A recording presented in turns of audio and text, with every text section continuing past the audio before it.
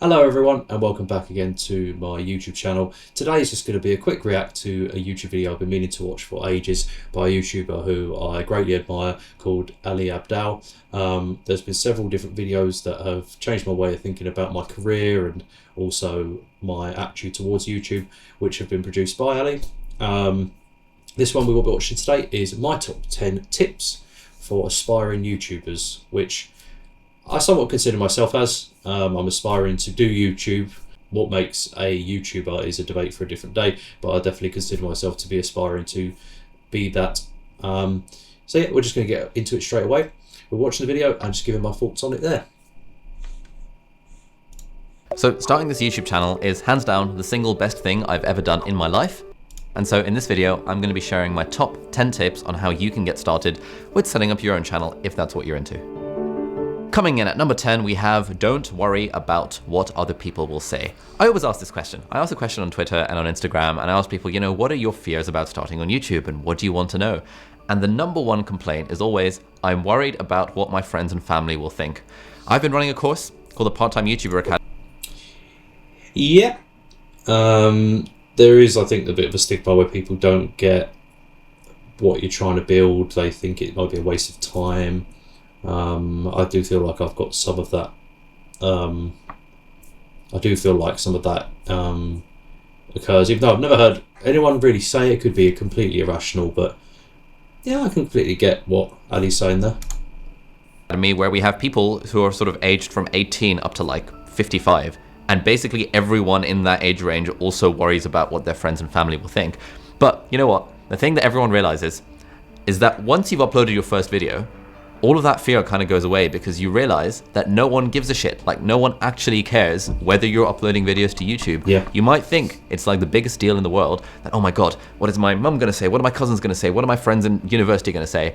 But no one actually cares. Everyone is just so worried about their own lives that the fact that I'm doing YouTube, no one cares. The fact that you're gonna start a YouTube channel talking about whatever you want, no one cares. And we just need to get that into our heads. And this is such a common fear and we all have it. And it's just the first thing you have to get over. Basically, no one cares. Stop deluding yourself into thinking that people are thinking about you because everyone is just worried about themselves. They're worried about how they are appearing to other people. There's this thing in psychology called the spotlight effect, which is that we all walk through life thinking that there is a spotlight trained on us and just not realizing that everyone else is absorbed in their own life and we are only the heroes of our own story and we are supporting cast in everyone else's story if they're even thinking about us at all. So start your YouTube channel, do not worry about what people will think. 99% of the fear is in just before you publish your first video. But okay, so just talking about that, the spotlight effect is definitely something I've heard of before, where everyone is so worried about what they're doing that no one really is worried about what you're doing. So basically get on with what you want to do, and some people may care, some people may not, but most importantly you care, and if you're happy doing it, then that's the best thing you can do. I was just watching a podcast on the Diary of a CEO by the author was the guest on the show of the book The Subtle Art of Not Giving a F***, and he basically said that and he was asked at the end of the interview, what's your favourite quote, and he said, you'll stop caring about what people think of you when you realise how seldom they do. And that links straight back to what Ali's saying here about people aren't paying attention to what you're doing necessarily.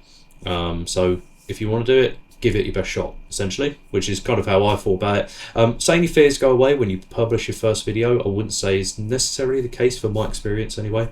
There's been several, every time I publish a video, I'm thinking a bit like, how's it going to be received by people? A lot of my friends and family don't know I'm currently doing YouTube. But it does lessen every time because you realise the world doesn't blow up when you try something out, and if it doesn't do well, then again, the world is still as it is. I promise you, as soon as you hit publish on that video, 99% of the fear will disappear and you will stop worrying what people think. Then at point number 9, we have gear doesn't matter at the start. Gear does matter in the long run, but at the start, gear does not matter at all. When I started my YouTube channel, I started filming on my iPhone. I did not have any microphone attached to it. I literally just got the camera lay in bed, pointed at myself and said, hey guys, I'm thinking I'm going to start some kind of vlog. I knew absolutely nothing about editing. I just followed free YouTube tutorials about how to edit videos. And that's what you have to do when you're getting started. It's like if you're starting learning how to write, it doesn't matter what pen you're using as long as you're writing something. If you're getting started learning how to draw, it does not matter what pencil and what paper you're using. That's all a distraction. What you need to do is just pick up any old pencil you've got lying, or pen that you've got lying around the house, any old piece of paper or scrap paper, and just start learning from day one. It's the same thing with YouTube, really. If you're watching this, you have a device which is capable of recording video. I get what you're saying in the sense that when you first start off, it's the whole idea of starting is the most important. It's like when you write an essay, getting started and writing the first word, writing your intro and stuff is usually the hardest bit. I don't know, I would challenge Ali on this. That's most people, when they go onto a YouTube video, will check the quality, and if the quality isn't good enough, they won't even give it the time of day, because how high the rotor is for people doing stuff like this. Hence why I've spent money on like camera and a somewhat decent microphone, and lighting and things like that. But I get what he means in the sense that your most important thing is just start doing videos, because you'll realise, and that's how you learn. You learn by doing, you learn by filming the videos, by editing what angles you like, and then you can update that as you go along. So yeah, I somewhat agree, but I don't think it doesn't matter at all what gear you're using, because would you people be watching this if I was just filming it on my phone as opposed to in the setup I currently have? I don't know, who knows. You have your phone. If you want to get started on YouTube, screw the gear. Don't think, oh, I need to wait to upgrade to a fancy ass camera before I'm allowed to get started on YouTube. Start with whatever. Okay, that I definitely agree with. Always upgrade later. And in fact, over there, and everyone says they wish they'd already done it. Exactly how to start filming videos with just your iPhone, and it looks pretty reasonable. If you do want to upgrade something, then upgrade your audio quality firstly, because people will sit through a bad video quality, but no one will sit through bad audio quality. So that's the first thing to upgrade. And if you want to learn more about exactly which gear to upgrade and like a shopping list for gear at different levels, you should definitely sign up to my part-time YouTuber free 7-day email course. This is totally free. You just enter your... I have done this. The reason I've got the camera I have is because of this 7-day email course. It's a Canon M50 Mark II, I believe, is the one that I bought. It's not too expensive, but it's good enough for a camera for now anyway. And it's very useful, so I recommend that. Email address, and then every day I will email you with a long ass article which contains lots of tips about getting started on YouTube, and one of those in the 7-day course is about exactly what gear you need to upgrade and in which order, and I give you different levels for gear at different budget levels. So again, that'll be linked in the video description if you want to check it out. Again, totally free, just 7 days of emails from me where I give you my top tips on getting started on YouTube as a beginner. Point number 8, we have don't worry about the numbers. Once you've started on YouTube, this is a mistake everyone makes, is that you way too focused on the analytics. But at the start, it doesn't really matter. The only thing you have to do is just keep on producing more and more and more videos and not really worry about the fact that no one is watching them and that you're not getting very many subscribers. If you look at the stats, according to TubeBuddy, the average channel with 1,000 to 10,000 subscribers has made 152 videos. So until you've made 152 videos, you do not have the right to complain that you're not growing on YouTube. You have to make 152 videos first, and then we can think about how to tweak your growth prospects on YouTube. For me, it took me 52 videos and 6 months to hit 1,000 subscribers. That was making 2 videos a week, 6 months in a row, while I was a full-time medical student at Cambridge, while preparing for my final year medical student exams. 2 videos a week, 6 months, and then I hit 1,000 subscribers. And so at the very least, if you've made anything less than 52 videos, then don't worry about your subscriber count. You can always email me for advice or sign up to my YouTube part-time YouTuber mailing list. Was this number 4 or 5 for me? Email me for advice further down the line, but I can't give you any advice until you've made at least 52 videos. That's just how it works. It's very true. I look forward to the day where I do get to stare at my analytics and start thinking about how to make videos more give videos higher retention and possibly try and get more subscribers. But I think producing content that you enjoy is much more important than worrying about numbers. And that carries on, I would say, until you, not only at the start of YouTube, but all the way towards the end of your YouTube career, if there is such a thing. So. All right, point number 7 is this idea of stacking the deck in your favor. So we've established that you're going to start your channel and you're just going to do it and not care about what people think.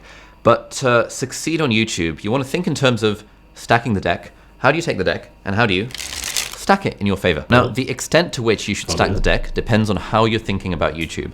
If you're thinking about YouTube purely as a hobby, where you don't actually care about the numbers and you're thinking, oh, it would be nice to make money from this further down the line, but it's not my primary aim right now, then that's great. You don't need to worry about stacking the deck in your favor.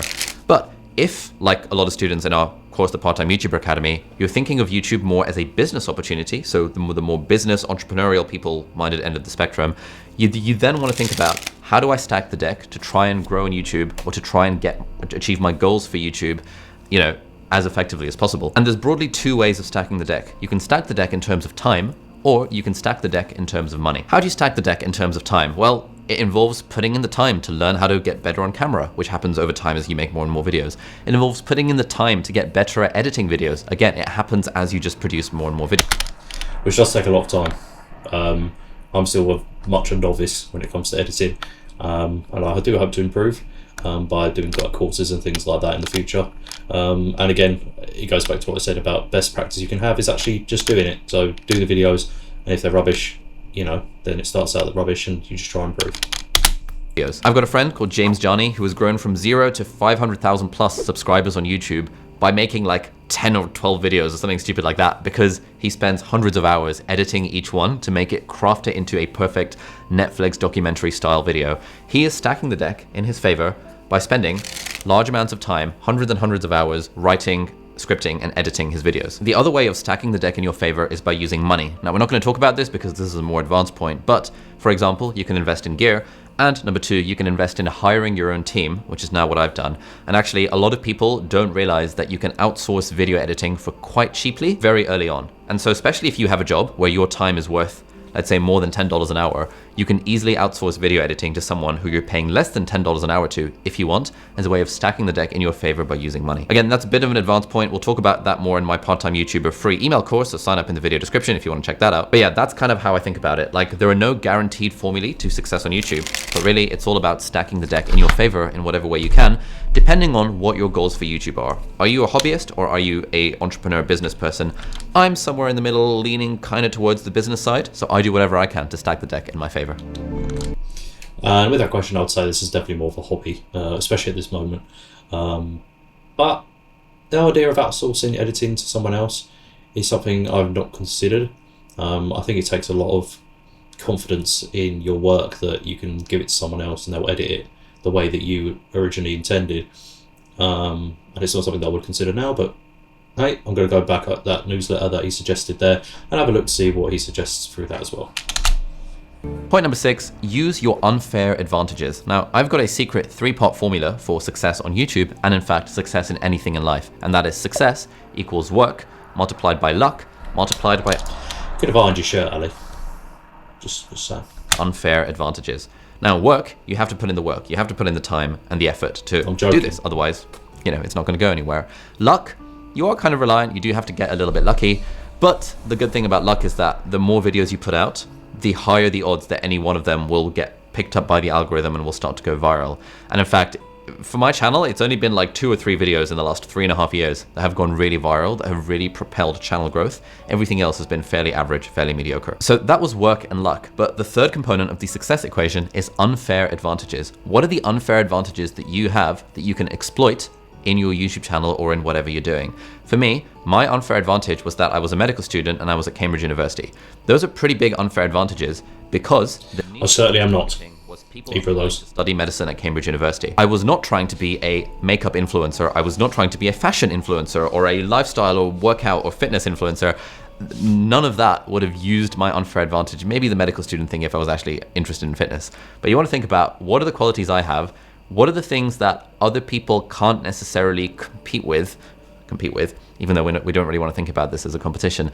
What are the unfair advantages that I have that I can use to help propel my channel? And if at this point you're thinking, well, I don't have any unfair... I'm trying to think of what unfair advantages I'd consider myself having. Well, I mean, being a history graduate, if you see my last video, I talked about witchcraft, which was what I wrote for my dissertation. So maybe I have the unfair advantage, I'm quite good at research, and also... especially when it comes to witchcraft, I have such an interest for it that I can sift through hours and hours and hours and hours of looking at this kind of stuff to find essentially the best bits to share with yourselves. But I think he's going to now talk about how you would be able to find your unfair advantage. Advantages, you should check out a video linked up there, which will be my book club episode of a book called The Unfair Advantage, which is all about the formula to success, where I chat with one of the authors, Hassan, about the 5 different types of unfair advantages. And we talk about how to answer this question of like, well, I don't feel like I have any advantages, because everyone has their unfair advantages. You just have to lean into them. You have to figure out what they are, and then you want to try and weave that into your YouTube channel somehow. Point number 5, focus on quantity rather than quality. It is far more important when you're starting out on YouTube to make 100 really bad videos than to try and make 10 really good videos. Caveat, unless you're going down the James Johnny route of like, you know, putting in hundreds of hours of editing into the videos, that's like a different style. But like, I imagine for most people watching this, your aim is to become a YouTuber that's sort of like me, whereby you can sit in front of a camera and talk about whatever you want, and it's kind of nice, and you share your life and you share your experiences and you do some teaching, rather than to craft a Netflix documentary. But whatever the case, quantity is more important than quality. That's certainly more what I would be looking to do. But I'd love to, at some point, flex my creative strengths and or weaknesses, and do something like that, like a big Netflix documentary-ish kind of thing. But yeah, no, I agree with Ali, and that's the sense that's what I'm aiming to do on this channel anyway. At the start. And there's a nice story that I like, which is the parable of the pottery class. And the story goes that there is a pottery class, and the teacher divides the group into 2 different groups. One of the groups has to make a pot every day for 30 days. So by the end of the 30 days, they make 30 pots. Whereas the other group has to focus on a single pot for the whole 30 days. So they only have 1 pot at the end of the 30 days. And then at the end of the 30 days, the teacher kind of brings all the pots together and judges the quality of the pots. And he gives out prizes about whose the best pots were. And every single pot that won a prize came from the quantity group rather than the quality group. Especially when you're getting started out in something, there are so many learnings to be had. Is this a case of throwing enough and seeing what will stick? Was that roughly where he's going into for this? Or, At improving your own ability to talk to the camera, improving your ability to edit videos, improving your storytelling. All of these happen through quantity rather than through... Yeah, through trial and error, practice makes perfect. My theory on this is that you just have to make 100 videos. Make at least 100 videos and then worry about trying to improve the quality of them. Because by virtue of making 100 videos, you're naturally going to improve the quality of them without even really thinking about it. But the main thing is you've got to get in the reps. It's all about quantity rather than quality at the start. Number 4 is don't really worry about what your niche is. Like, people get hung up. Okay, so this is something that I've definitely been worried about, in the sense that I'm kind of making what I want at the moment. I'm not aspiring to be a certain type of YouTuber who does just history videos or does life videos or you know, things like that. Like, some YouTubers are vloggers, some of them play video games. So I'll be very interested in what he has to say. There's like, I don't know what to make videos about. It would be like a writer saying, I don't know what to write about, therefore I'm not going to write. Or like an artist saying, I don't know what my masterpiece is going to be, therefore I'm not going to hold a paintbrush. It's totally okay for your niche to emerge over time. Yes, you can take a very calculating route and plot it out in advance and be like, okay, this is my path. Or you can do what I recommend, which is just start making videos on YouTube about whatever you enjoy, whatever you want. If I was starting on YouTube, there you go, then. I wouldn't really worry about the niche thing. I just think, you know what, let me make videos about the things that I enjoy, maybe some close-up magic, because I'm not a total loser. Maybe like iPhones, maybe like magic. You know, my favorite pen, maybe like, you know, tips of getting started on YouTube, maybe life as a medical student, maybe like whatever experiences in my life that I enjoy talking about and that I think I could teach on the internet. That is the stuff I would start making videos about. And over time, as you start making videos about things that you enjoy, the audience starts to resonate with some of those things. And so your niche ends up emerging over time. I never thought I would be a productivity YouTuber, but I seem to have become a productivity YouTuber because That's true, yeah, because Ali did start out as a medical YouTuber talking about how to get through like medical school and to do well in essays and stuff. And now a lot of his content is to do with how being really productive through reading books such as a 4-hour work week and things like that. So that's very, very interesting, and just kind of, you will discover your niche as you go, so don't worry too much about it. I'll take that onto account. that niche just sort Into account. I will learn to speak as well on videos. of emerged over time. It was not forward planned in advance. And so if you've got a lot of interest, if you've got a lot of things you're interested in, or even if you don't know what to talk about on YouTube, just start making stuff and you will figure it out. Don't be one of those writers who says, I don't know what my bestseller book is going to be about, therefore I'm not going to write a single word. It's the same with YouTube. Who cares if you don't know what your niche is? Your niche will change over time. I started off making videos for medical school applicants. I now no longer care about medical school applicants in terms of making videos, and therefore it just sort of changes over time. So don't worry about it. Don't overthink it. Just So expect to see some wrestling videos in the near future. I'm joking. Well, am I? We'll see what happens. make the videos that you enjoy at the start. Point number 3, be patient and be consistent. Those are really the only two things that you need for success on YouTube. You need consistency and you need patience. Consistency in publishing at least one video a week, and patience in that not worrying about the fact that you're not going to get any traction for a large amount of time. Success on YouTube is absolutely not an overnight thing, and certainly with my channel. I think with success on YouTube, the only way to measure it is after you've done it for a period of time. And for myself, it's going to be after 2 years. If after 2 years I can see myself not participating in other things that are more beneficial to myself because I'm concentrating on this and there's nothing that I can see coming through this, then that's when I would consider stopping. But again, that's a long way away. We might have had another like 30 lockdowns in that point. So channel, you know, for my first like 80 videos, I made no money, and then I started making a few dollars here and there. And with all of these things, like with every good thing in life, it's like a compounding return. If I ever make £1 of my channel, then I would consider that successful. Somewhat. Curve. And you don't realize it when you're right at the start of the curve because you're not seeing any traction. But 3 years later, if you can stick with publishing 2 videos a week for 3.5 years like I've been doing, you look back and you think, oh my God, you know, my first 100 videos, they were just part of that, getting that flywheel to turn. And really, it's all about that consistency, but also having the patience and having the faith that this will pay off in the long run, just not in the short term. It's like one of my goals for the new year is to get 6-pack abs. But if I were to do some crunches right now and not... That's definitely not my goal. Just saying. See any abs coming out, it would be a bit silly of me to say, oh, you know, why am I not growing on YouTube, or why are my abs not coming out? Because you have to do it every day for several months before you see any results, and that consistency is what gives you the result, rather than a super intense ab workout on day 1.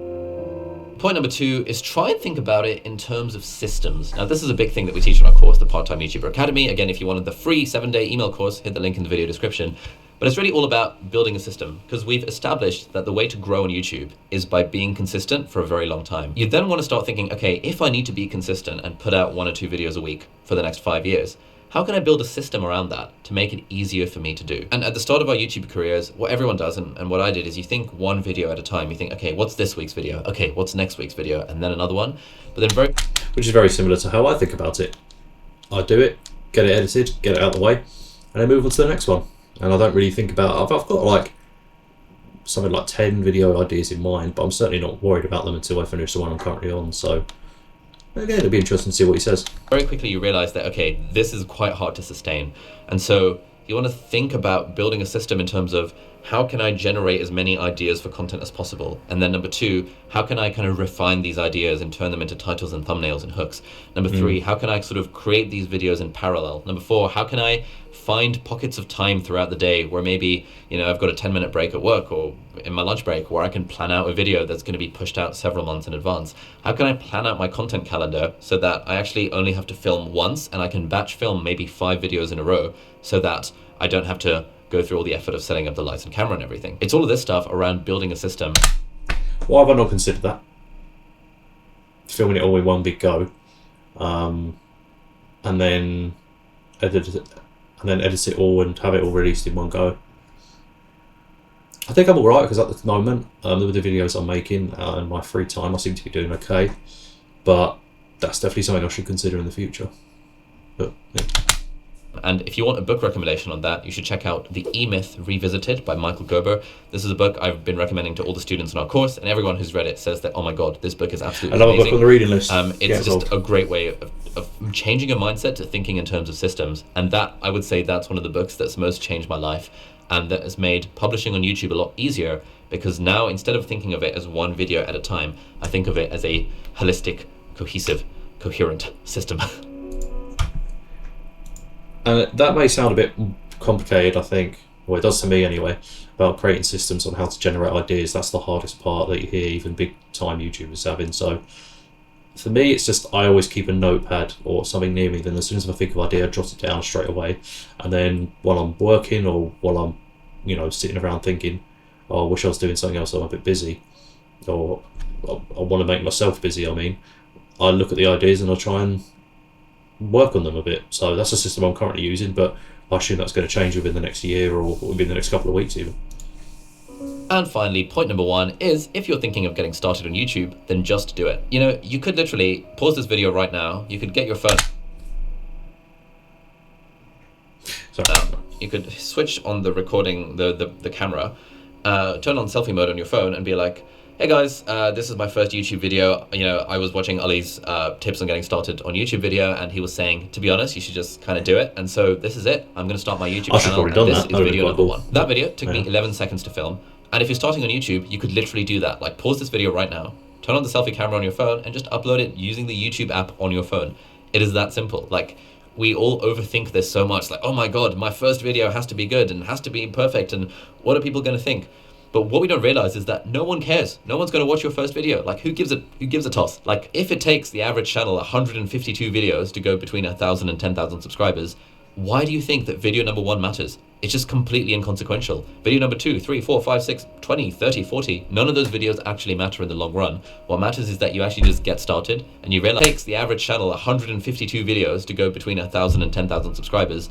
Why do you think that video number 1 matters? It's just completely inconsequential. Video number 2, 3, 4, 5, 6, 20, 30, 40, none of those videos actually matter in the long run. What matters is that you actually just get started and you realize that hitting that publish button on YouTube is not as hard as it originally seems. And there's that quote that I like, that, you know, the best time to plant a tree was 10 years ago. The second best time is now.